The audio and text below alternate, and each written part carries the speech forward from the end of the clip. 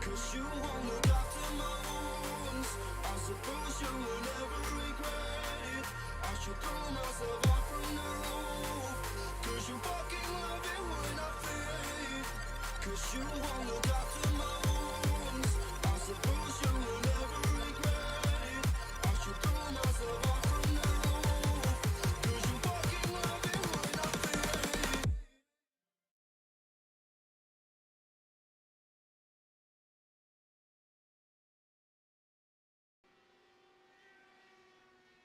Welcome, everybody, to round number 4 of Season 7 of the Apollo Racing Club Indycar Series right here on iRacing. My name is Keegan Scott, joining you once again in the booth after a little bit of a break in the early going of this season. I am joined by James and Adam here in the booth as well. How are you doing on this wonderful summer day in Pocono, Pennsylvania, guys? It's good. Yeah, I'm doing great, Keegan. Glad to have you back in the broadcast booth for another great season of Apollo Racing Club IndyCar League. Tonight, it's the Tricky Triangle, and it is indeed going to be the Tricky Triangle with the IndyCars. Yeah, it's going to be a good race. 3 turns, all different radiuses on the banking. It's going to test these drivers to the limit, and we should hopefully see some good racing. Well, I'm certainly hoping we're going to have some good racing, as we have a very hot track here today as well. I've been hearing the guys talk about it a bit, and they're saying that it is losing quite a lot of grip, especially as you go higher up in the corners. So a couple of these guys have been trying to rubber in that high line, but Adam and James, you guys have raced here before. I mean, how does that lack of grip on the high side affect the racing here? Well, it makes you make some tough decisions when you want to overtake, and the guy goes to the inside line. Do you go up there? Do you risk the move to happen? Especially later into the stint, you might just have to be calm and save your tires a little bit to make the overtake happen. But what makes this track very unique is turn 2. It's just you can get such a good run into turn number 3 from turn 2 just because of the way it's angled and how it's banked, and it's a great track for especially for these Indy cars. I think we're gonna just see some good racing, hopefully some clean passing later in the race. Yeah, I think Adam summed it up there. You really do need to set up your passes, probably the corner before you actually execute the move. The high line not working is going to be a problem because you can use, especially turn 1, you get a great run all the way down Long Pond Straight if you get that high line in. So we'll see how the drivers tackle the conditions and see if it ever comes in. Guys coming out on track now for qualifying: Trey Mitz, Brock Whiteman, Charles Bertram, Thornton Thomas, Brandon Welsh, Brodie Gardner, Woody Mann, Craig Bray, Mark Feeney, and Jack Hedgecox are all here already out on track. Charles Bertram was one of the first guys out there, so we'll see what kind of a time he can put up here. 5 minutes on the clock, and we're already starting hot laps here for Charles Bertram as he makes his way down the back straight and into turn number 2. You got to get a really good run coming out of that turn number 1, otherwise it completely ruins your entire lap. Besides the front stretch, that Long Pond Straight is the longest straight here, but honestly, I'd say that's more critical to get correctly. It's not too hard to mess up turn number 3, but turn number 1 is really finicky depending on how you want to take it.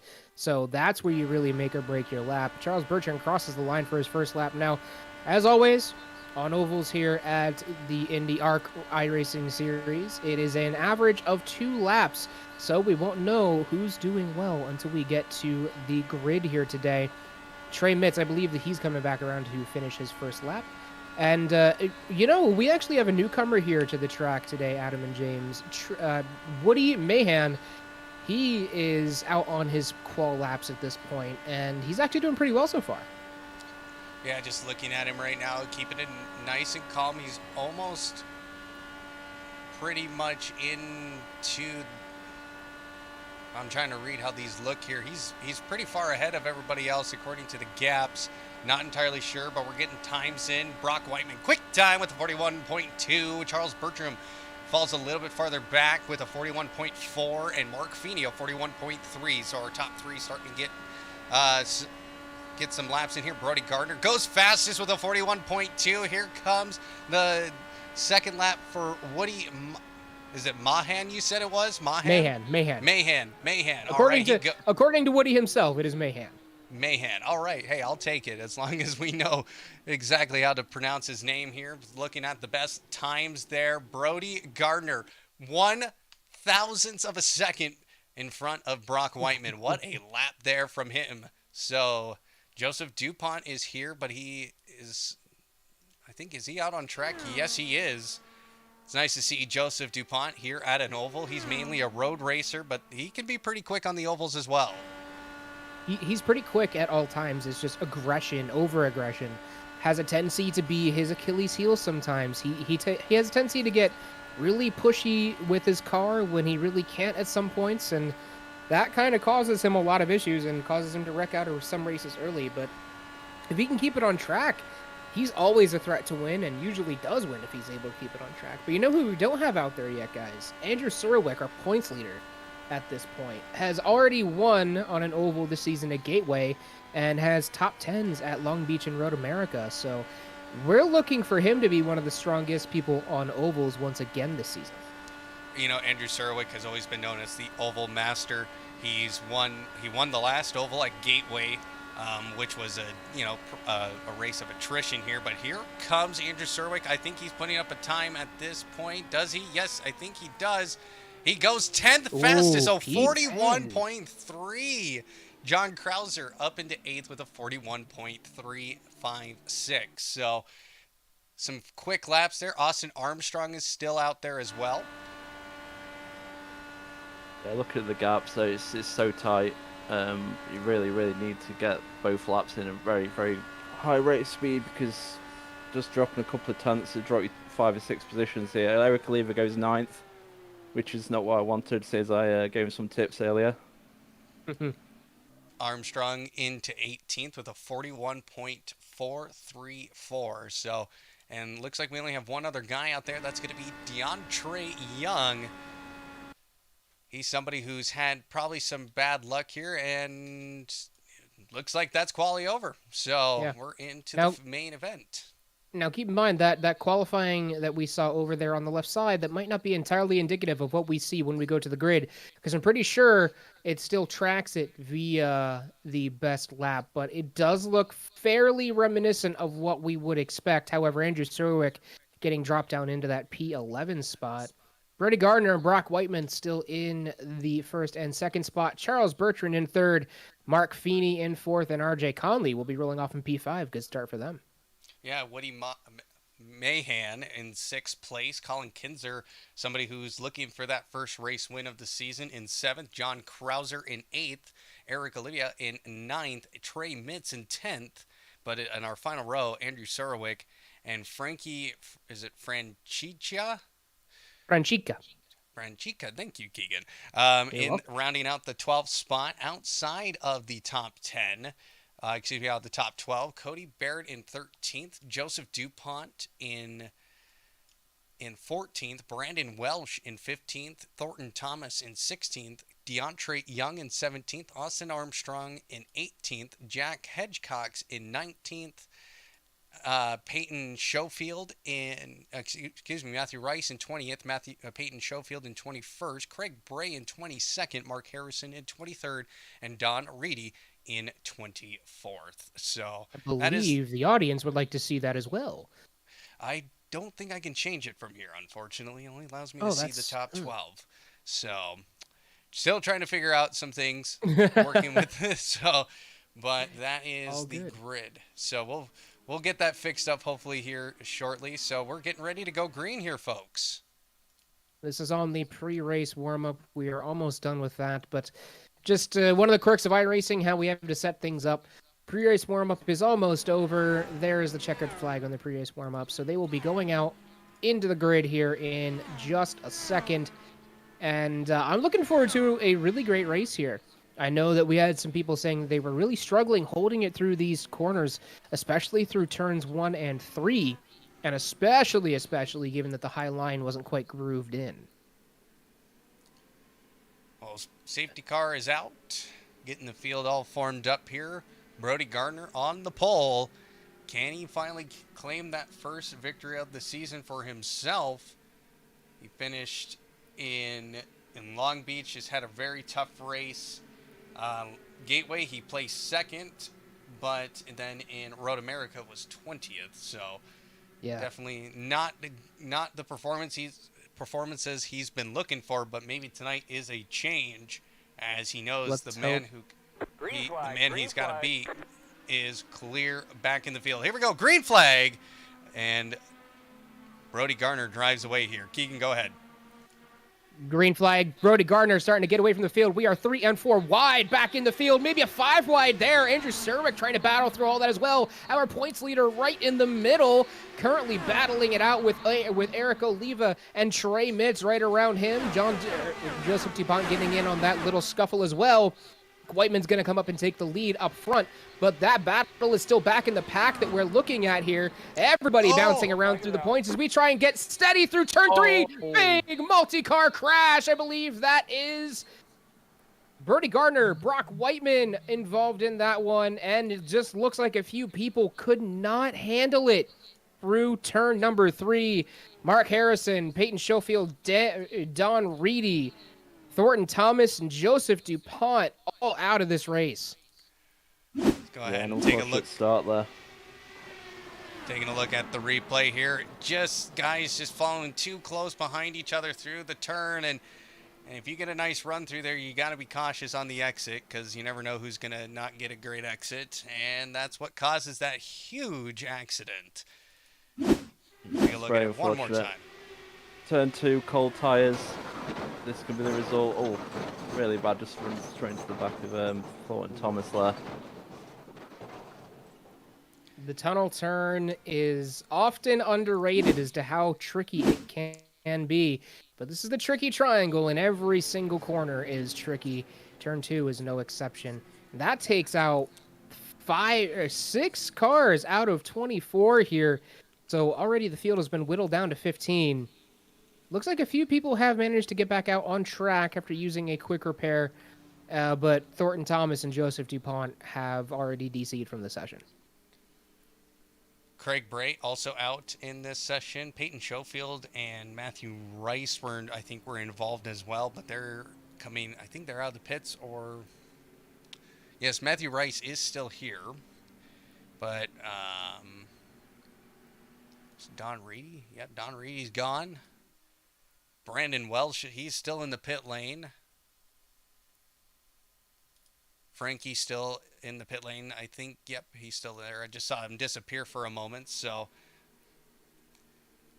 Yeah, looks like we have a few people that are opting to stay in the race there after that crash, but we have a few people taking pit stops as well.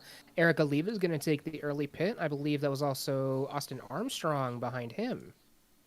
Yep, and Austin Armstrong has Jack Hedgecox for company as well in the pit lane right behind him, and just looks like probably topping off on some fuel, because that was a pretty quick change for Jack.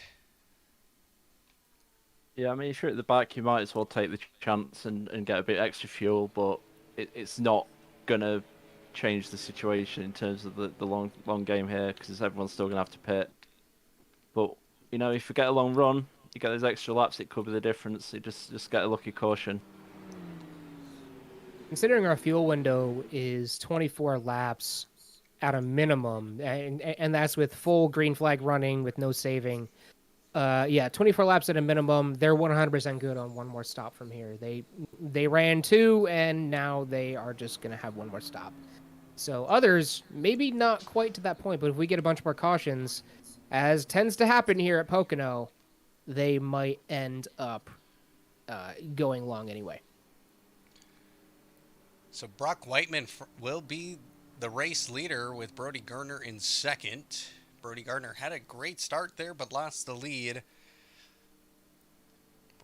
I don't think we were able to see that lead change as we were watching that battle in the back with Andrew Cerwick and Joseph Dupont and everybody before the big crash.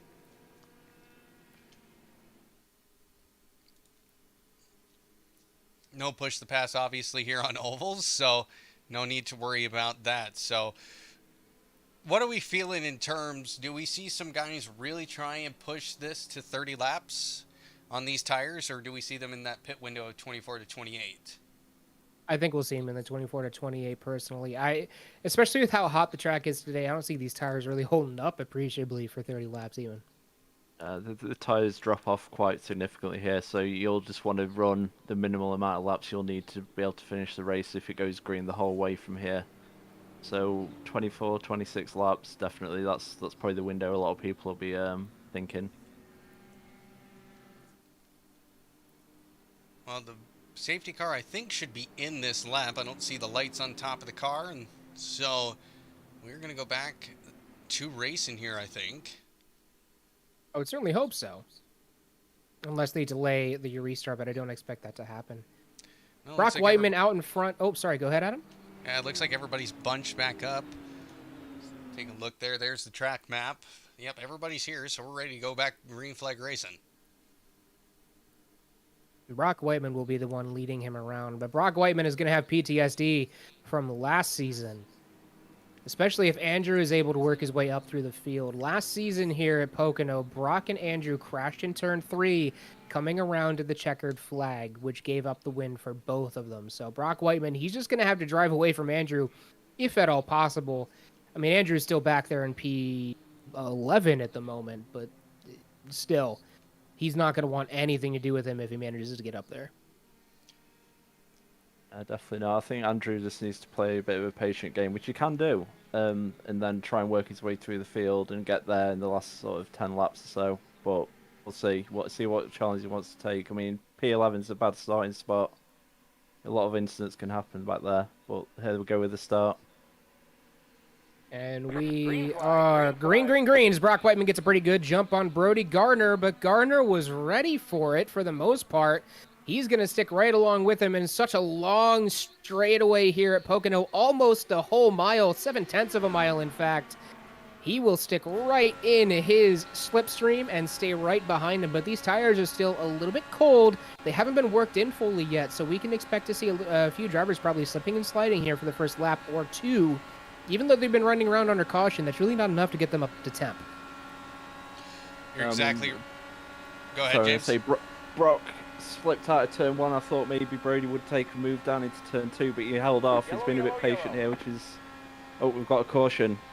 Eric Don't know who Oliva. this is. Eric Oliva and Andrew Surowick. Wow. Oh, wait, no, Andrew Surowick is... Oh, sorry, he might have just blinked or something, but Eric Oliva hit pretty hard. He's going to try and make it back around to the pits. Sorry, Toko. Andrew's is P19. I think he's just ahead of Eric there. That is Andrew Andrew was Surowick. the one who caused it. Wow. Cold tires strike again in turn 2. That is massive. Andrew Surowick already having to take that tow and fast repair, or did he even tow? He didn't tow, No, but he didn't hasn't make the towed. pits either. I think he's just doing what he can to preserve his lap. So we'll see if he can actually make the turns. That's going to be the key here. I mean, if he took the tow, he'd lose a lap, and then he'd be struggling all day. So he's doing what he can to try and avoid that in this one again. I mean, it's not good. It's not good for our championship leader. No, he's got to do his best to get back around here. Oh, goodness. Bambi on ice. Oh. Come on, man. Just take the tow. You're costing yourself even more time at this point. He's trying so hard to get there, and it's just... Look at him. He's just going so slow. Right, let's go ahead and just ride on board with him. You can just see, that wheel is completely cranked all the way to the right. He's gonna go to pits. He has had enough. So, all right. Well, that's gonna be a long pit tow time there, and he's gonna go a couple laps down. Probably, and that blows not just this race, but honestly this whole season wide open. Last season, Andrew took every single oval race, did fairly okay in the road courses to come up and win, but with a bad finish on an oval here, he might be a bit vulnerable in these points. Well, he'll be thankful that he's been able to have some good performances in the last 3 races, because he has 111 points right now. Brandon Welsh in second place with 105 points is currently. Where is he at? He's currently in 21st. I don't think he's racing. Is he even out there at the moment? Yep. Oh, yeah, he is out there. Yep. Yeah. Brandon Welsh, he's there. So he is racing, but he is a lap down to the field. So, and in third, it's Alex Rose, who I do not see here tonight, who has 75 points. Colin Kinzer, though, has 74 points. So a good race from Colin Kinzer. Brodie Gardner is sitting right now. Is he even on the sheet? Brodie Gardner is currently in second, but he's currently sitting 8th in the points at the moment after a very up and down start to the season. Good at Gateway, but Long Beach and Road America, not so much. He might be another one of those oval aces. Well, he's been awfully quick. I've seen him put up some pretty good times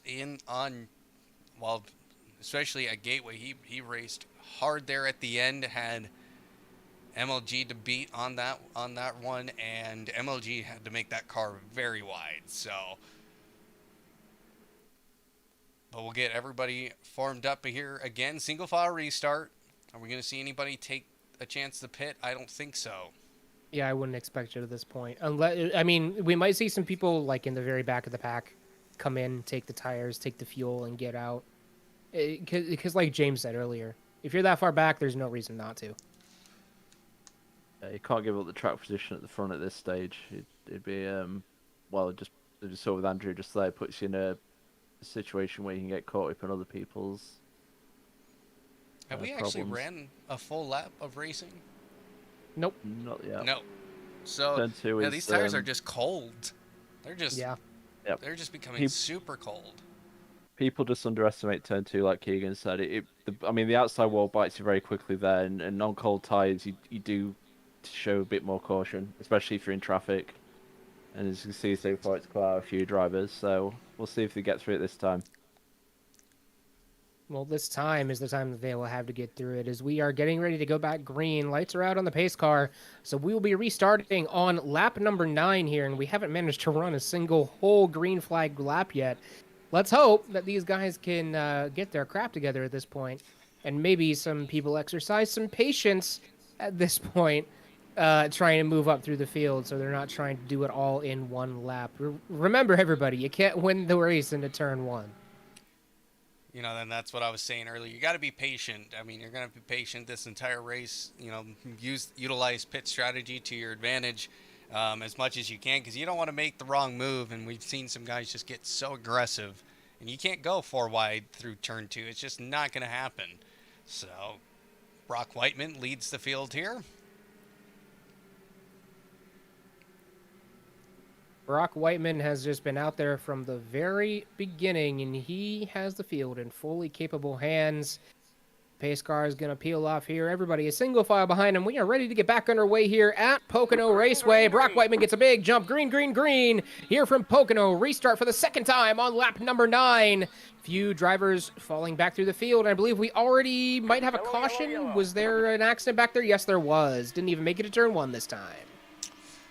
That was a huge crash. I'm counting 1, 2, 3 people involved in that crash. Let's take a look at the replay. Austin Armstrong involved in this. Just back up. Just nobody got their foot on the gas quick enough, and that created a huge pileup with Austin Armstrong, Mark, and Frankie. Incredibly unfortunate. Just wrong place, wrong time, and if everyone's checking up in front of you like that, it's really hard to react to that in time. You're not expecting it. You're expecting everyone to be taking a fairly consistent pace there on the pace lap. So that just kind of sucks, and we're back under caution again here. Yeah, well, I guess this is a good moment to thank, of course, grid-finder.com. We are a grid-finder.com approved league, as well as Driver61. Use the code ARC Driver61 for 25% off all their services. So thank you very much. I could use some of those. You could, yeah. Some great tips. I mean, they have some great stuff on Driver61. If you've never been on the website, highly recommend you go there. So, like sim racing, everything you could ever want. Exactly. Tomorrow, of course, racing happening here most of the weeks. Most weeks, pretty much every single night except Friday nights. This weekend, no ACC on Saturday. Sunday, we get back to Codemasters F1, and that will be 3 nights, 3 different tiers. Wednesday nights, we'll have a set of course of F1, and then, of course, Thursday nights, it's going to be Indycar racing on iRacing. Next week will be a break week, though. And if you're on an off night here at ARC, want to go check out some of our partner leagues, go over to our Discord and just go find the ARC Partners channel, and you'll be able to look at some of those other grids that we all like to jump between as well. Some of the great leagues in there too. Austin Armstrong still out there, has not pitted to repair that damage.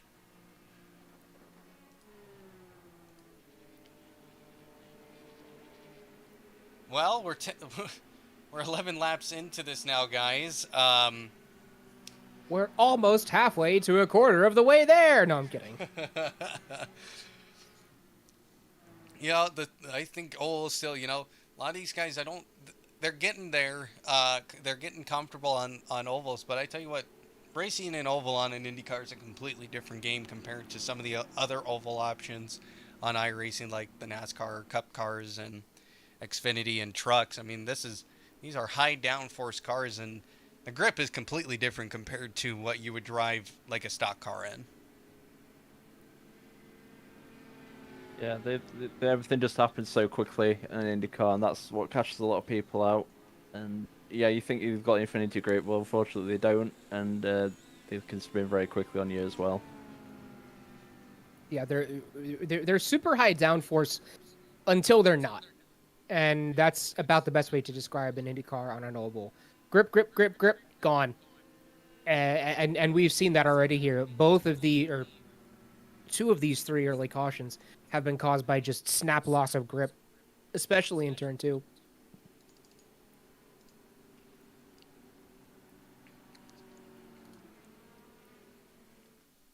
Not really much to talk about at the moment. No. We've been running under caution for most of this time as these guys have had a really hard time figuring out this even tricky triangle with such a high track temp. You can see just how much it is causing their grip levels to suffer. And if we can get 2 full laps of racing here, those tires are going to be up to temperature finally, and some of these, then we'll actually be able to see some pretty clean racing hopefully. But when you just don't have any tire grip or anything, that seems to be a big hassle right now with these guys right now.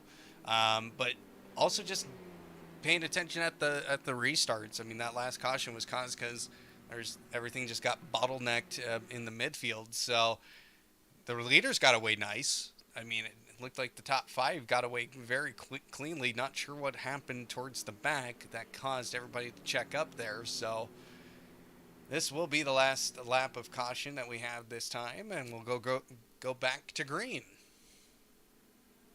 Hopefully, like I said, we get a run this time. I mean, well, on the last restart, we didn't really get to see much of it, but Brodie Gardner was really on the gearbox of Brock Whiteman, so we'll see if he can keep on him this time. Well, as we're coming up to turn 3 now, hopefully we do get a nice green flag run finally. Gardner's just riding the apron down there, maybe trying to save every scrap of fuel possible. Who knows? Maybe he's playing the long game. Maybe he's going for a no-stopper. Who knows? With this many cautions, it might be possible. But anyway. Yeah, Brodie's been doing a really good job of predicting when Brock is going to hit the throttle there. So I expect to see it be a close battle up at the front between these two. Here we go. Brodie Gardner, he wants to go here as we ride on board with him. Green flag about to come out here. Waiting. Brock goes green here at Pocono as they fire him back up, and we are up through the gears and going down the front straight at Pocono. Hopefully no issues in the back so far. They are clean, at least through the front stretch. Into turn 1 they go for the 13th time. Hopefully it's not unlucky, number 13. Brodie Gardner right on the gearbox of Brock Whiteman, like you guys said. Still a little bit loose here. He's going to have to be careful of that aero wash. going into turn 2 especially, he might look for something. No, he's going to be patient here, and that's probably his best bet. You can just see he's getting antsy, though. Can he make the move through turn 3? He's holding on to the outside, decides to tuck back in. Don't want to use those cars. And Jack Hedgecock has had it off. Just got loose coming out of 2. Again, another, the grip level in these tires is starting to prove a little bit here. Oh, and what has happened? Okay, Brock Whiteman has not fallen down the order. I kind of freaked out there for a moment. Yeah, a little couple of DCs are making our tracking software go buggy. But Brock Whiteman is still in the lead. Nobody fear there. All you Whiteman fans in the crowd. There are a few out there, I know. Mark Feeney, P3. Did not expect to say that today. And newcomer Woody Mahan is up into P5 now. So, guys making some moves here. Let's take a look at the gains. Cody Barrett up 6 positions. Craig Bray up 11. He's currently in P12. Brock Whiteman, of course, gaining the 1 position from 2nd. Woody Mahan up 1. Colin Kinzer is up 1 position. So some guys making their way up the field slowly but surely. You got Matthew Rice with 6. Peyton Schofield with 7 positions gained. A lot of movers both up and down. It's actually surprising considering they haven't done more than 2 corners on any restart. So it's impressive to have so many gains.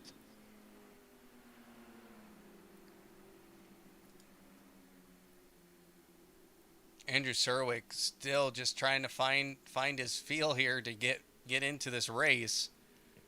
But he is pretty much a full lap behind at this point, and he's going into the pits here. He is a full lap behind. He is our first car lap down. So you can bet that he's going to be fighting his way up through the field, trying to get that lap back and hoping he gets a lucky caution when he passes Brock up front. Yeah, because you see he's pitting every caution at the moment, so he's obviously just trying to outfuel everyone. Hope they get to the point where they have to take green flag stops, and then he gets his caution when he has his lap back. He's just basically trying to get back into this race, and it's just going to be a long and arduous task and require a bit of luck with the pit strategy at this point. Looks like some other guys pit as well. Colin Kinzer, Brandon Welsh, I think, was there. Yes, he was. He's now coming out of the pits. So some other guys pitting as well. So we'll wait for those guys to catch back up. It doesn't take very long to get caught back up here at Pocono. Those lead lap cars that have pitted also could cause a bit of a spoiler situation for Andrew with his strategy. If they stay out and they're ahead of him and everyone else pits, then he's still not going to get that wave around. So he's probably not happy that a couple of people who were on the lead lap have pitted with him.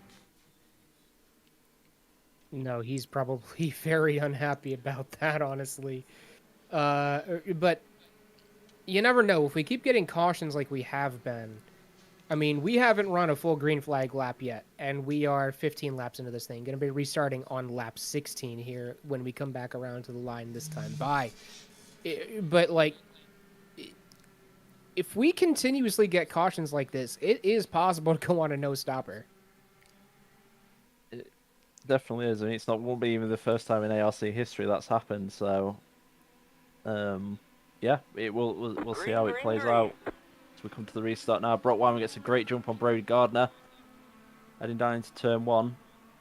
See if we can actually get a lap in this time.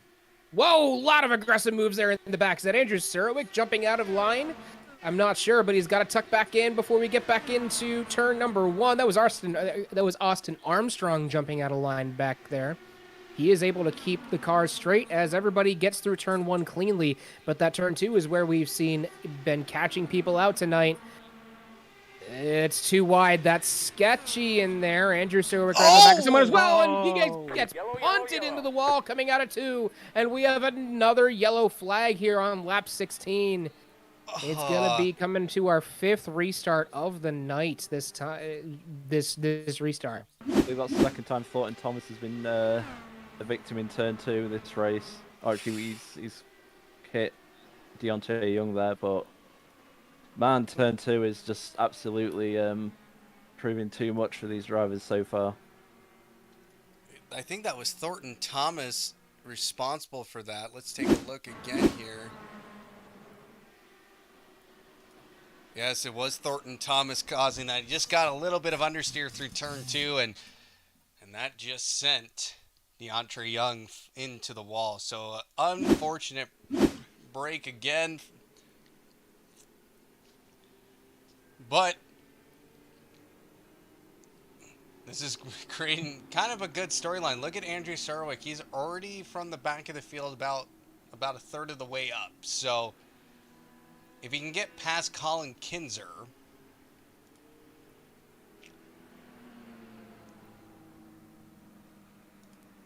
I believe he's directly behind Colin at this point. No, Colin's behind a little bit him. far back from him. Yeah. So he's good on that because Colin Kinzer pitted on the same lap as Andrew Sarwick did. Andrew has about 1, 2, 3, 4, 5, 6 cars really in front of him to get by if he wants to get this lap back. So he's really going to be fighting for it the whole night, though. Yeah, especially with all these cautions, it's just going to push the window. Like, so it might get to the point where you don't have to stop, or you're going to be stopping very late, and then even if he gets the wave round, he's then got to go through the whole pack again, and he needs everyone to pit by lap 25 really to give himself enough time to try and fight his way through. But as these cautions continue, we're probably up to 30, 35 laps he could run now if you want to be conservative. A lot of people pitting that time. Brandon Welsh, again, one of those guys. He pitted last time as well. So in P19, we saw John Krauser, Charles Bertram also pit. So some guys already pitting here on lap 18. And I think Charles Bertram definitely got some fresh tires, though, for sure. Honestly, these guys pitting here might have the right idea, especially with how many cautions we've seen today. We don't, cautions to stretch it to 32 laps from this point. They could realistically be good to the end. Yeah, that's definitely a good line of thinking. I think that a lot of them would be, when they pitted, would be on that mindset at this stage. 32 laps, we've had 4 or 5 cautions already. Even if we get a long run, they'll still be in the box seat because they have the fresh tyres. And what's happened here to Cody? I saw his tires a little bit cocked sideways there. Don't know what happened to him, but it's actually going to drop him all the way to the back of the field because he came to a stop. Unless he had a end of longest line penalty. Hang on, we're not going green. That's the only other thing I could think, but... Well, that puts a pause into us going green. Yeah, we're about to go green here as we go back up towards the front of the field. Brock Whiteman about to take everyone back around to the green. Never mind. I thought we were going green here, but guess not. They delayed the green. Yep, they delayed it because of Cody Barrett stopping on track there. So he is able to reclaim his position. He's up in the P5 right now.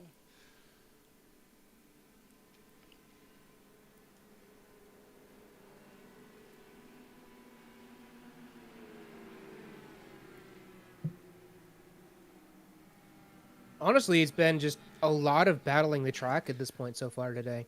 These guys are going to have to master these 3 corners before they can master battling each other.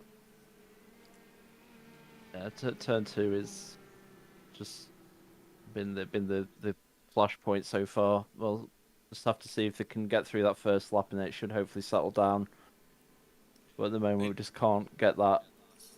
Everybody just, I think everybody just needs to kind of just find the rhythm a little bit, Big part, especially in oval racing, is just being able to feel the rhythm of how the car feels through these turns and how it changes and everything. And not being able to run basically any sort of green flag runs right now, it's just, I can see how this can hurt you as a driver. Been through this many times, especially on an iRacing pub server. You know, you got to kind of just keep cool. Again, patience is a virtue, especially on an oval track. We'll go green with 31 to go, basically. Yeah, and we've been talking about it with how many cautions we've had, and if it continues this way, they might be good to the end. The guys that just stopped on this caution, but you know what? We have 32 laps to figure that out. So they are going back to green. Brock Whiteman gets a big jump on Brodie Gardner. This time he wasn't ready for it, that one. And they are back in racing here at Pocono Speedway. Couple people jumping out of line further in the back, but so far all clean as they go into turn number 1. Turn number 1 hasn't been the issue. It's after the Long Pong Straight that we find the issues happening, but already going to make a move is Brodie Gardner. That's the one I'm looking for. Brodie Gardner making a move into turn 2. Goes ahead on that inside line, able to hold it down, takes the position away from Brock Whiteman officially now. Now the battle is on for the front. Nobody crashing out of turn number 2, it looks like, so we're going to continue on racing. Can we get through this first lap of green flag running? It looks like we can with Brodie Gardner, your race leader. Only took him 1 lap to get around Brock Whiteman, but the draft is so powerful here. Getting in that slipstream will be the best way to not only get back past him, but also, if he wants to sit there for a while, to save fuel. Yeah, I don't think either of these really want to sit there. Brock's coming back at Brodie now. Got a great run off the high side there, and he's going to probably get this move done into turn 2. I don't think Brodie will fight because you don't want to go too wide through there. So now, will Brodie try to switch back into 3, or will these two just going to now be slingshotting around the track? In fact, Brodie's going on the inside in 3. Wow. Great move. Is he going to hold it? Ooh, that was close. Got Almost close. contact. Side by Brock side through the leads start the lap. finish. So Brock Whiteman gets his first official lap led here. So as they come through turn 1, Brodie Gardner, he's just staying behind now. I think he's thinking the patient game is probably the way to go. Don't want to waste these tires now. He wants to get as far as he can. Let's take a look farther back in the field here because we have some other racing going on as well. Austin Armstrong trying to make the move on Cody Barrett on the inside. It isn't able to get it done through turn number 2 as they come through into turn number 3, and we have a yellow. Caution. Who is that? That is the one responsible. That is P16, Craig Bray. Big hit coming out of 2. And we are once again under yellow here at Pocono Raceway, just before halfway. What happened here? Let's see here. Fortunately, it doesn't say he crashed until later after the yellow flag was thrown. We're watching Jack Hedgecox. We're not watching Craig Bray here. Let's see. What was the incident that caused the caution then? Everything was fine through the start finish. It looked like it happened on the back straight here. Let's see here. Yeah, I He's think side by so. side with somebody. Colin Kisner's the other car. I'm going to assume it's something to do with turn 2 because that's the theme of the night. But Yeah, it we're was down there now. It was on the short chute between turn 2 and turn 3. Oh! He just got touched. So what we're saying, 2 wide through turn 2. Oh, someone else got involved as well. Yeah. That can be Not disastrous. easy. That's such high speeds through there, and just the tiniest of touches can just send you flying, spinning around. So Craig Bray was on a good run there too. I think he was somebody who could have definitely broken into the top 10. Well, I think he managed to get his lap back here. I think he managed to stay on the lead lap, and everybody's coming into the pits on that one. They'll recognize that they can get to the end from here. The key thing is Austin Armstrong stayed out, and he's the car ahead of Andrew at the moment. Does So Andrew Andrew's- stay out to try and get his lap back here is the question. He's not going to. Well, I mean, if he gets around Austin, that's really the only way he's going to do it at this stage. Because, in fact, I think all the ones who pitted on the last caution have stayed out, pretty much, haven't they? Or is that just a bunch of lap cars? So you got Sarwick up there. Who else is up there? Mark Harrison was pitting. But yeah, the top 6 now are cars who have pitted earlier, because Brodie Gardner's taken the lead of the cars who have pitted on this latest caution. Whiteman's actually dropped down 2 spots. He's behind Jack Hedgecock now as well. So who knows what happened to him on the pit stop there. But Brodie Gardner leads the field of the terms of the cars that have pitted on this latest caution. Austin Armstrong is our race leader, and he's got the lap down car of Andrew Serwick just behind him, who's trying to fight back onto this lead lap and try and salvage a race here. Well, he can do it if he really grinds out on this opening lap. But he's going to be pushing hard to do this. I think in his mindset he'll want to get round before turn 2 because he'll be anticipating a quick caution, and then it's game on for him if he can get the move done. But it's whether Austin Armstrong can hold him off, because he probably wants to keep Andrew a lap down, you know. Is Armstrong, well, I mean, basically, so is Armstrong really going to care all that much is the question. Is he really going to care too much if Andrew gets his lap back or not? Because he's fundamentally on a bit of a different race at this point. He might just choose to take the patient route and let Andrew go around. Oh yeah, I mean, the thing is, Austin definitely doesn't want to get mixed up with Andrew because it's not his race. But at the same time, it's like, do you want to let a potentially race-winning car get back on the lead lap with half a race to go, knowing that he probably can work his way back through the field and be a threat at the end?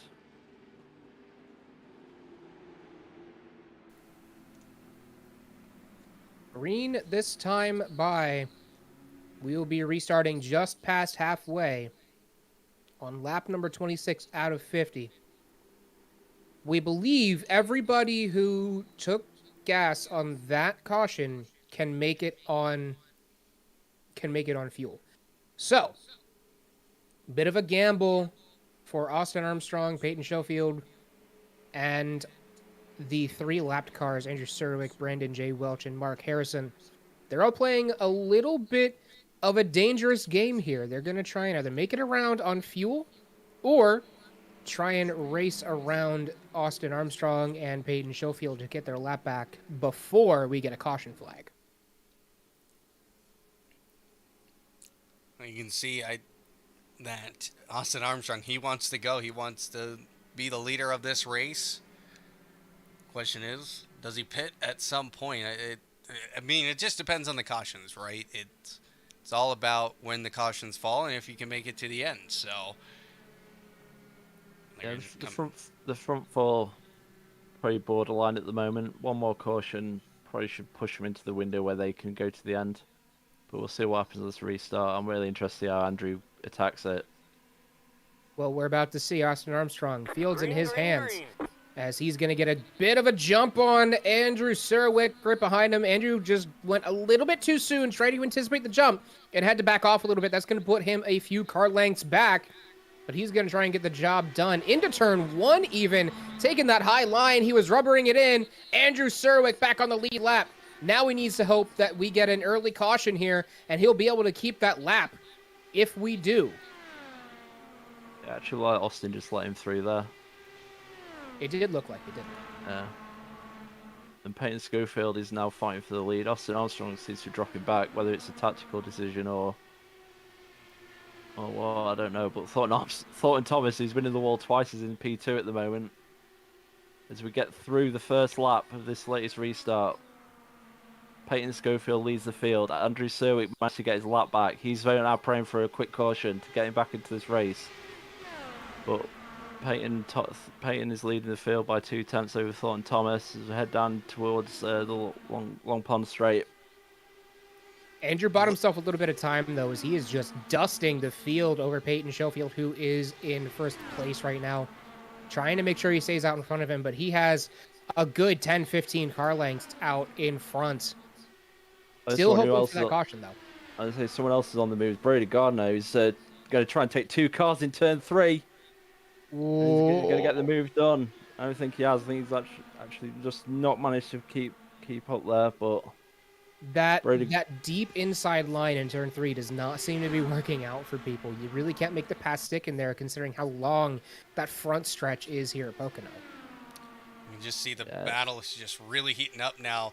Brodie Gardner, he hasn't been able to get past Austin Armstrong as they come down to the back straight in the turn number 2. Does Brodie Gardner have the inside? Yes, he does this time. Slides up the track. He's going to try and cut Austin Armstrong off, but Austin Armstrong just powers through there out of the turn. Martin Thomas still in P2. Austin Armstrong now trying to fight back for that P3 spot that was just taken by Brodie Gardner. And he's doing a fine job of that as well. Going to force Brodie Gardner down low and try and take that low line through 1. It's going to be a much better run off for Austin Armstrong on the outside, down that long pond straight, and he's going to get it back. Yeah, you can see the power of that high line if it's rubbered in. Austin Armstrong just absolutely took the traction off the corner there and just threw away from Brodie. But this is a fantastic battle, and Brodie's, he's just going to have to be patient, try and work his way around.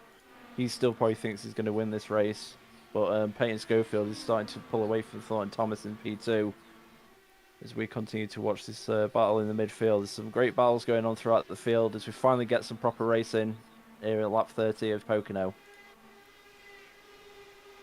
Andrew Surwick is a man who's hoping they battle just a little bit more and battle each other into the wall if possible. He's praying for a caution flag right now to try and retain that lap because Peyton Schofield is just barely starting to make a little bit of a dent in on that jump out in front of the field that Andrew has. See Brodie Gardner, he's starting to he lost a bit of time there in the last couple of laps, but he's now getting back that rhythm because now look how close he is to the back of Austin Armstrong, able to drive away from Colin Kinzer, who's right behind him in P5. You can just see the difference there, 34 hundredths of a second between those two in the lap times. But here goes Colin Kinzer. He's looking around the outside, forces Austin low. Can a crisscross happen? No, it does not. Now they go down the long pond straight. You can just see Brodie Gardner. He's looking left. He's looking right. Now he's going to go around the outside through turn number 2 we go. Attempt. He's got to hope that Austin can hold that bottom line, and he does. Just whips right around him on the outside. High risk, high reward pass on the outside in turn 2. Yeah, he needs to do that. He's managed to clear Austin now. He needs to get on to Thornton and then try and work his way up to Peyton. But that was a very gutsy move to stick it on the outside of turn 2. You just don't know what's going to happen. I just wonder if when he dropped back before, if he maybe burnt his tyres up a bit too much early on and he let him call a bit. He seems to show he's very aggressive where he needs to be, but he does seem to show a good awareness of racecraft and when to be patient. But he's got Thornton Thomas now and down into turn 2. Easy move. But Thornton Thomas is probably just happy to be in P3 after the night he's had so far. Yeah, he doesn't really want to battle Brodie. For him, that's not his race. He knows he's going to have to pit before Brodie does, so he's just going to stick around as long as he can, especially on older tires, too. But now Brodie Gardner goes after Peyton Schofield, who is our leader, and then after that, he's going to try and put Andrew another lap down. And Andrew does not want that happening. And, it's just Andrew's luck that exactly when he gets his lap back is exactly when we don't have a caution. It really has been one of those nights for him, unfortunately. One thing to note as well is while Brodie Gardner is making his way back through the field, Brock Whiteman seems to be struggling. He's down in P7 at the moment and doesn't seem to be making much ground after being one of our early leaders. Well, he's got Colin Kinzer in his sights. You can just see the car of Colin Kinzer, and that white looks like a camouflage white. So it's like that white monster can, if you know what I'm talking about. Yeah, exactly. Cleaver's doing a good job as well. P4 now. I just saw he got Thornton Thomas into turn 1 as we were watching Brock there. Colin Kinzer now got Thornton as well, who's slowly making his way back through the field. So we'll see what Brock can do. He's just got to try and get around cars. That's another thing. Once you get a few laps in, it gets very hard to make an overtake stick. So we'll see what some of these early leaders can do. But Brodie Gardner is certainly not one who's struggling to make moves stick, because he's now right on the back of Payton Schofield as he battles for the lead. Andrew Serwick just ahead of him, a lap down. Well, almost a lap down at the moment. He's begging for a caution. Brodie Gardner takes the lead in turn 2. What a fantastic drive back to the front by him in the first 5 laps. I bet Andrew was also hoping that Peyton would give a little bit more of a battle to Cody, but now Cody's going to go hunt down that number 22 machine of Andrew Serwick. Yeah. And he does not want to get caught, but Brodie is just reeling him in. Yeah, Brodie's showing his class today. He's really put a beating on the field in the green flag race we have had. Andrew will do everything he can to stay ahead, but you got the dual team playing now as Brodie's sense in the blood and trying to put Andrew another lap down again. Like Andrew's that also comparison. starting. He's gonna have to pit here soon too. I think the last time he pitted was on lap, I want to say 20. Do we know when the last time that Andrew Serwick pitted was? Yes, his last pit was... Where was it? 13, I think. Yeah. Lap 13. Wow. But Okay, it's a so lot of that was under caution, so yeah, but he has gone 24 laps on these tires now, and at this point, most of those laps have been green flags. So he's really struggling at this point to keep that car pointed the right direction, especially if he has Brodie Gardner breathing down his neck at this point, getting very close to him. And Andrew trying to break that draft as much as possible, but Brodie is just not letting him get away. You know, it would be one thing if a caution came out as soon as they go side by side. I mean, that would that would be totally standard ARC fashion right there. Oh, of course. If Andrew Serwick was able to get the caution as they're battling for that. So you can just see Andrew Serwick, he is really pushing these tires now. I think you're right. He is going to have to pit definitely one more time in this one in order to get to the end. And that's really unfortunate. He's just not had the luck this race as he was looking for, considering he could have gone 2 for 2 on the oval so far. But we might have someone else here at Apollo Racing Club that is going to take the challenge to Andrew this season. Well, that's the thing. Even if he does get a caution, get his lap back, he has to fight back up to the field again after that. And he's only going to have 10 or less laps to do it. yeah, it's just going to be a get as high as possible kind of Jay at this point. If, like I say, if your caution comes out now, you'll restart with 7 to go. He ain't going to get through 14 cars in 7 laps. Not even Andrew could do that. Brodie's certainly trying to get closer, but I think also Brodie's mindset, does he need to actually fight Andrew? Because he's fights without Peyton. He doesn't want to drag Peyton back up to him. I mean, at the moment, Peyton is actually getting closer again. Colin Kinzer. He's going to get into position. Maybe? Eric That Olivier. bottom line, you can see it starting to fall off. Yeah, but you can see Eric Olivier. He's making this car look very wide. He's making it very difficult to pass him. Because you can see the inside line looked like it worked pretty well there through turn 2. But Colin Kinzer with a nice run down into turn number 3 on the inside. Can he get the position done this time? He's got to start that gain now, but no. It's the corner exit that really gets you on those inside lines. I mean, the thing with turn 1, the power of the outside line in turn 1 later in the run is Here we insane. go. Brodie Gardner fighting Andrew try and get it Serwick. back. He does. Andrew goes a lap down again. He's going to try and battle for it back, but he has to pit here. You said last time was on 13. He's going on 30 laps now, almost,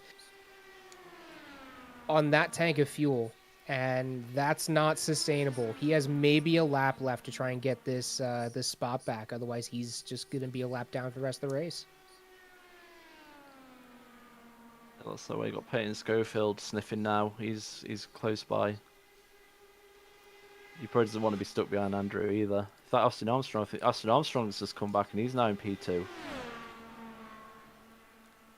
Battle goes on with Colin Kinzer and Eric Oliva. Colin Kinzer going to slide up in front, gets him going into the Long Pond Straight. But I think Eric Oliva has something to say about that one, too. He got a much better run off of turn number 1, and he's going to have it back before turn 2.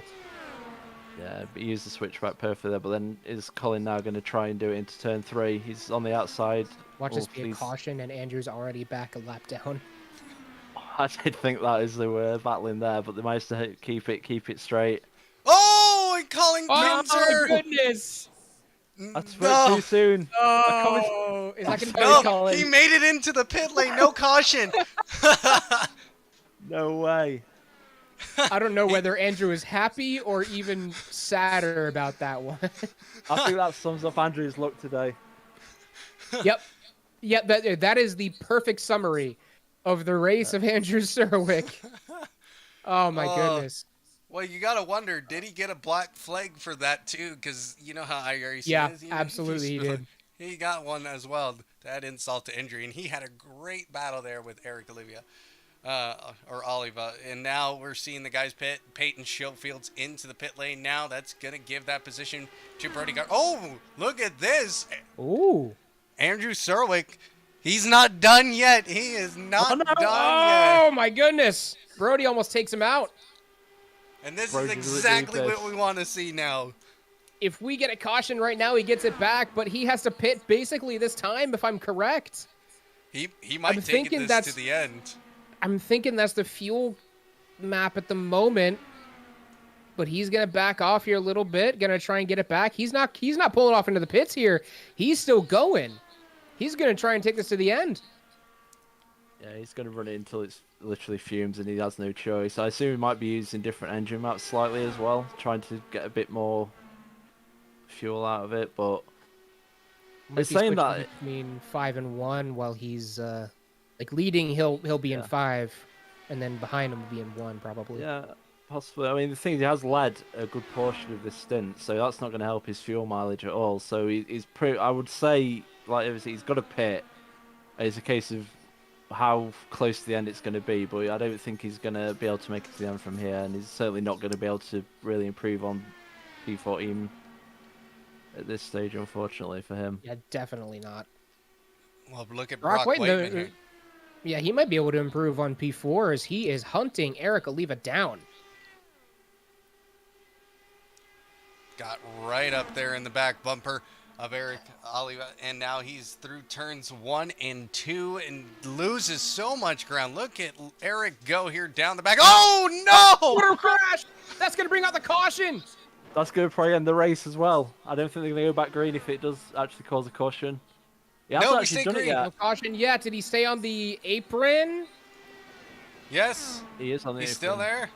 He's still on the apron. It's going to be questionable as whether that brings out a caution or not. If he stops completely, it will bring out a caution, at least by iRacing standards. But he is still, so far, no caution.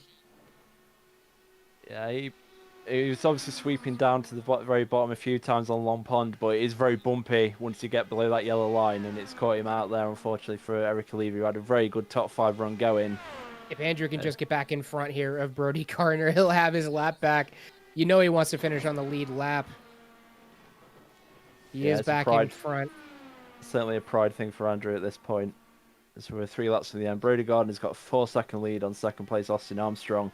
So he really doesn't need to be getting involved in the fight here. He just needs to coast it home.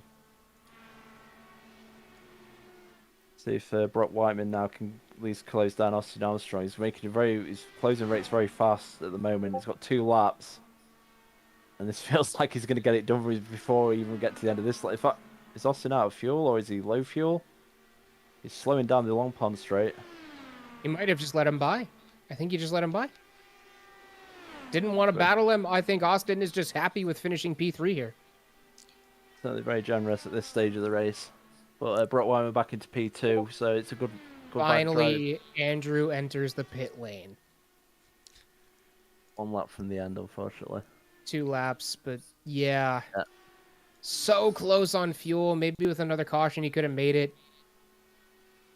But just wasn't his night. I mean, we had 2 crashes there during this last stint, and neither one brought out a caution. Austin Armstrong. That's just Andrew's luck. Austin Armstrong into the pits. He gives up a podium place, and Jack Hedgecock gets up in the P3 now. And Woody Yeah, Mahan, what a night for him. What a premier night for him as well, on track for a top 5 finish. Yeah, great debut for Woody. It's been a very quiet race. We haven't really seen much of him, but he's just been grinding away, and he's kept out of trouble, and he's got a P4 at the moment. So we're very happy with that, I'm sure. On his debut race here in ALC IndyCar Series. Well, white flag is out for Brodie Gardner, who's making his way down the long pond straight right now into turn 2. As long as he keeps that car straight, he will have his Pocono victory. Or he could just Kyle Larson it into turn 3, you know. Nah. Nah, I think he's calm. good. He's calm. He's cool and collected. Indeed. Brodie Gardner with the victory here at Pocono in Season 7. Checkered flag is out. Brock Whiteman gonna take that second place spot. Jack Hedgecock will wrap up our podium.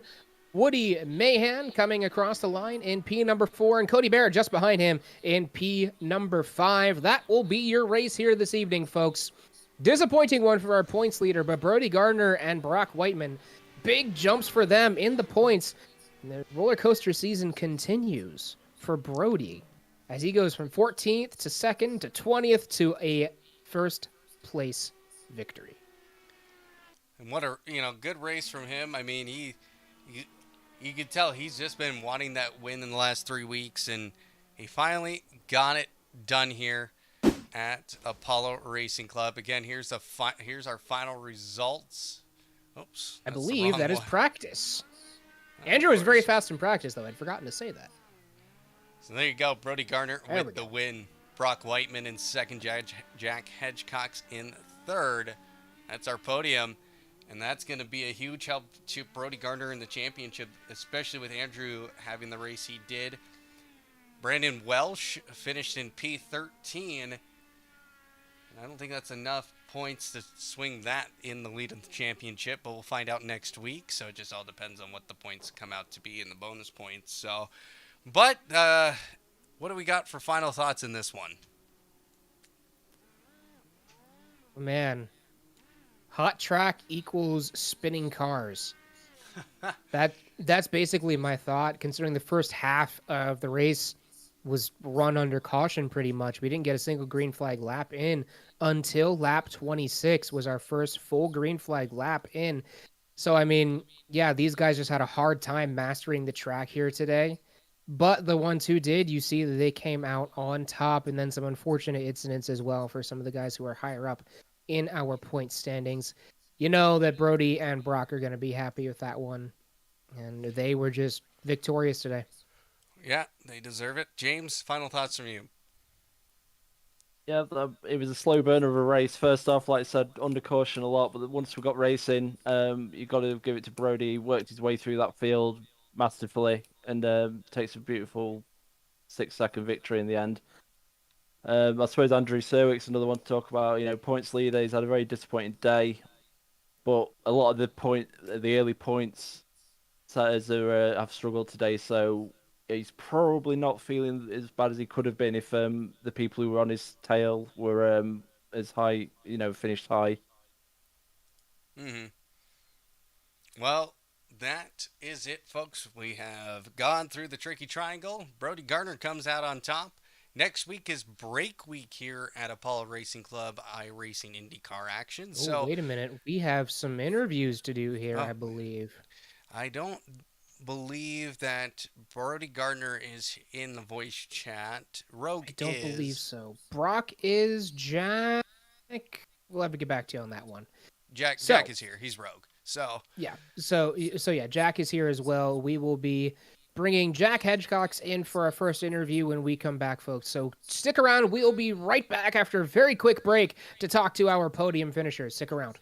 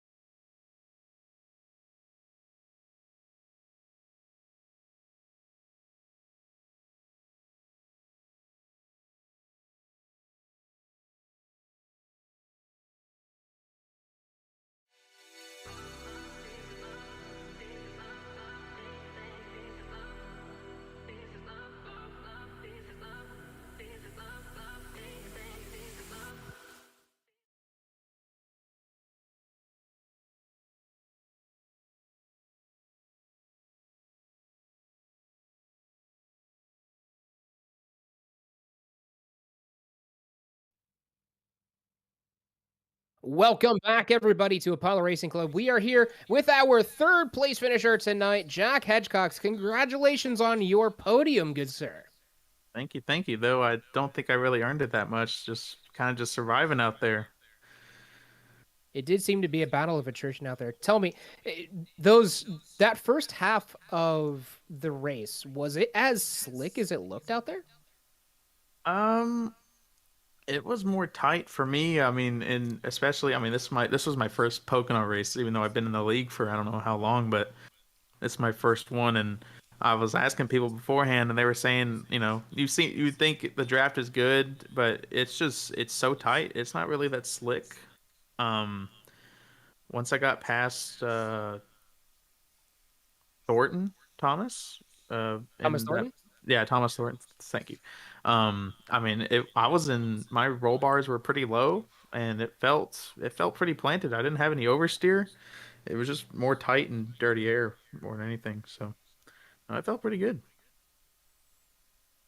Well, that's you won last week. You're on the podium again this week. I mean, are you making a charge here for the championship? I don't know. We'll see. I mean, I'm thinking back to thinking back to Gateway. I was in contention for the win for first half of the race and second behind JA, and unfortunately, just didn't go my way. But I mean, if I can keep it up at ovals, I know I'm good at road courses. I mean, we'll see what happens. But I'm definitely thinking about it now. So All right, Well, well, let's hope you can do well here. James, right. do you have anything? Congratulations, Jack. No, I was gonna say congratulations, Jack, and your wreck at Gateway with me basically forced me to appear in this commentary box. well, for good or for worse, you tell me. So It's it's uh, it's a lot safer up here. Let's put it that way. uh, All right, well, Jack, congratulations on your podium. Go celebrate, man. thank you. Have a good night, y'all. You too. All right, now let's get our second place finisher in here for his interview. Brock Whiteman, congratulations on the P2, good sir. Thank you. We saw you got stuck in the back half of the field for the back half of the race, and it looked like you were having some issues cutting through the field. What was going on back there? It's just the typical Pocono dirty air.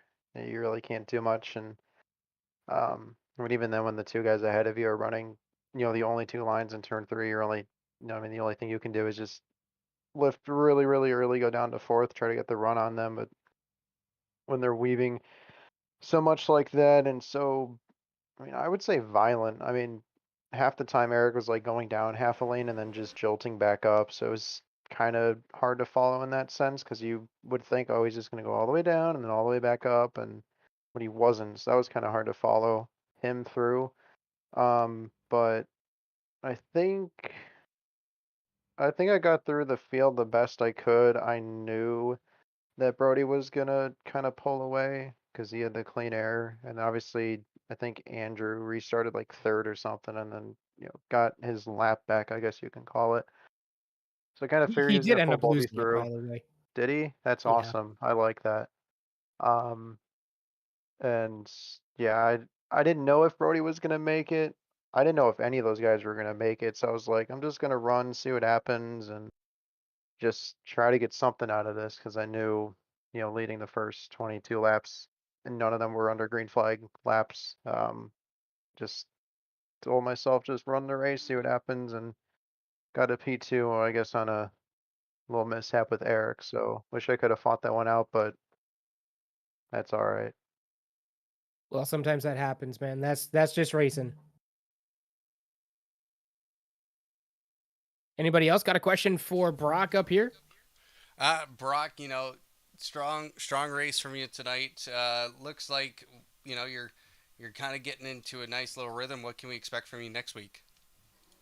Yeah, it's nice to finally, I guess, have a good race because nothing's really gone my way so far this season. I missed one race because I was on vacation. I think I missed another race. I can't really remember, but I crashed out of Long Beach and just about everything else. Um, Gateway, I wasn't there. Long Beach, I was there. Crashed myself out, and then Gateway, I wasn't there. Um, I Yeah, don't third think I at was Gateway. there last. Oh, excuse me. I was Sorry, I not was there at thinking of Gateway. no. And then Road America, I crashed out. Um, both of those were just mental mistakes. So I guess, I mean, ovals are my forte. I'm better on ovals than I am on road courses. So it's nice to finally get a good result. Um, so I'm hoping to keep it up through the rest of the season. Spa went okay last year, which is the next road course Yep. next week, and then Indy should be fine. I got a lot of pace there. I was up at the front for the majority of the race last week, and Michigan, Homestead, Phoenix, all pretty good tracks for myself. So just gonna work on the road courses, and hopefully I can work my way back up the standings and make it to the top whatever amount I get to make the teams next year, because I really enjoy doing that. Well, let's hope. All right. Congratulations on your P2, Brock, and go celebrate it, man. Thanks. All right. Now let's bring in our winner tonight, Brodie Gardner. Congratulations on your victory here at Pocono. How you feeling? Feeling great. I feel like that was a good win tonight. Yeah, we saw at the very end there, you were battling with Andrew to try and get or put him another lap down. Was it your intention to battle him that hard? So I knew that if we battled and like stayed in each other's draft, and we'd go faster. And I also wanted to put a car between second place and I. So I didn't like need to battle him super hard. It wasn't a necessity, but it was something that definitely helped. Cause when I was like stuck behind him like 3-4 tenths back, third place was catching me. So Yeah. getting ahead definitely helped. It also helped a little bit with fuel saving, which for me didn't end up really being an issue at the end. I overfilled on my stop. But yeah, the battling wasn't needed, but it definitely helped get the gap that I had at the end of the race. Well, you certainly won by quite a lot. 6.6 seconds over Brock Whiteman. You definitely looked so dominant the entire race. Was there any part of the track that was especially challenging for you? So turn 3 was challenging, especially in that last stint, just because Andrew kept taking my air away. So you had to really search for grip, and if you went low, then he'd have a huge run off the corner. And it's just a game of picking your line and hoping the guy behind you follows in your dirty air, gets tight. Or if you're in second, picking a line and hoping the guy in front of you doesn't choose that line, and or if you go low and hopefully he doesn't cut low. So honestly, just any corner when I was behind Andrew, because he was pretty good at taking away the air. Yeah, he's a very experienced oval racer, and especially Pocono, when he uses that dirty air trick against you, it is so hard to fight back against. Well, congratulations, Brodie, on your victory. Hopefully, you are able to propel that into the rest of the season and get a couple good wins out of it and a couple good spots. So go celebrate your win, my man. Thanks. All right, guys. Well, what a night that was. A bit of an uneventful, or rather, too eventful first half of the race, and then the last half of the race was a lot of good green flag racing. Yeah, once we got everybody in a groove, everybody just raced really cleanly, especially in the second half of that race. So, unfortunate tonight for Andrew Sorowick. A rough night for him, but I bet we'll see him bounce back at Spa. That'll be our next race in a couple of weeks. So, join us for that one. Of course, catch all the action here all week long at Apollo Racing Club. Got a lot of good racing coming up here this upcoming week. We absolutely do. All right, everyone. That's going to be all from the crew here at Apollo Racing Club from the ARC Indy Arc iRacing series. Thank you all so much for joining us tonight from James, Adam, and myself here in the booth. We will see you all in 2 weeks at the Circuit de Spa-Francorchamps, and have a good night.